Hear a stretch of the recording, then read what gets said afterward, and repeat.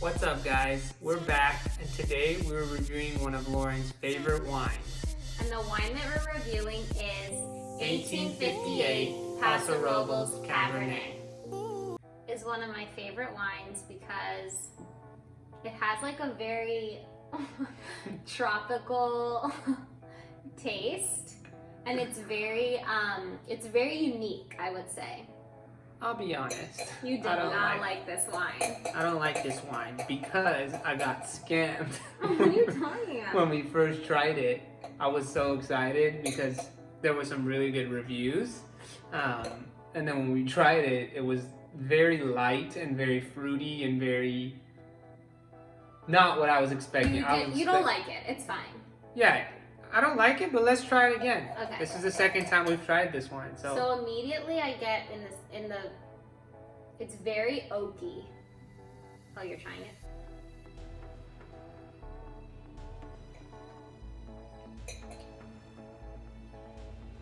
tastes different today. Yeah, it tastes a little different. It's still really good though. I need to do that again.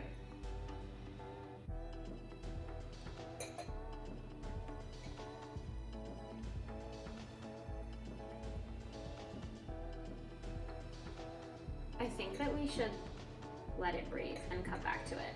Yeah. Because this is not how it tasted before. No. Okay, we're back. And we're back from the aging process. Yeah, no, not aging. We let it breathe, and if you have a decanter, that would be like a really good tool for this wine because obviously once you open it, it needs to breathe. What does a decanter do exactly? Basically, from explaining it our way, a decanter allows air to mix in with the wine and to release the flavors of the wine. So that they can when blossom. oxygen mixes with... So that the flavors can like blossom. And like balance out, kind of. Yeah. Okay. That may be wrong, but we don't care. Wine our way. Cheers. All right. There it is. Yeah. That tastes like we remember.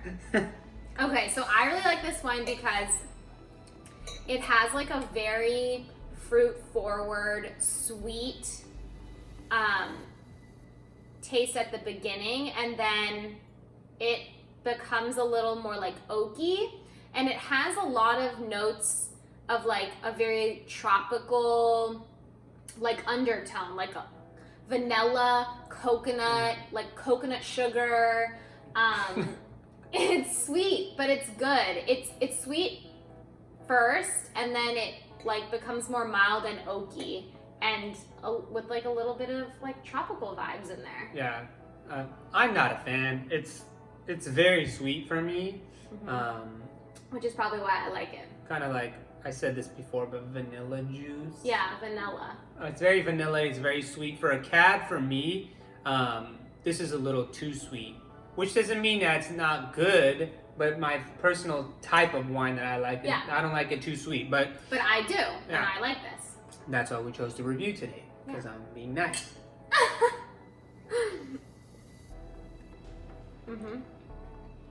Yeah. It's really good.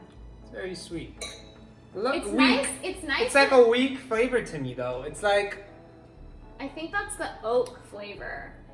It's more vanilla and sweetness. It's... The professionals call it jammy. Oh yeah, jammy. That's a good word. Like it's a jam flavor, which means it's like very sweet forward. Sweet, yeah. Jam is like a raspberry blackberry jam. But see, I don't know why, but for me, I get like a very tropical undertone, like coconut, almost like if it was like the fragrance of it is sort of like a white lily. Or like a peony. It's very like floral. May I ask what a peony is? Peony. What is that? It's a flower. Wow. Yeah. Okay. This is one of my faves. Yeah. So, what would you pair this with? Like, what type of foods? So because I get that tropical undertone and that tropical like hint of like kind of coconutty, I would probably pair it with like Thai food would be really good. Delish. Like a coconut curry.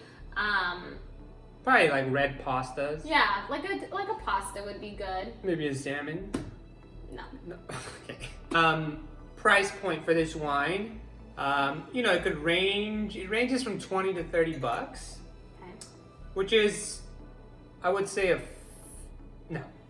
I would say it's overpriced because I wouldn't pay You're a 20 to hater. 30.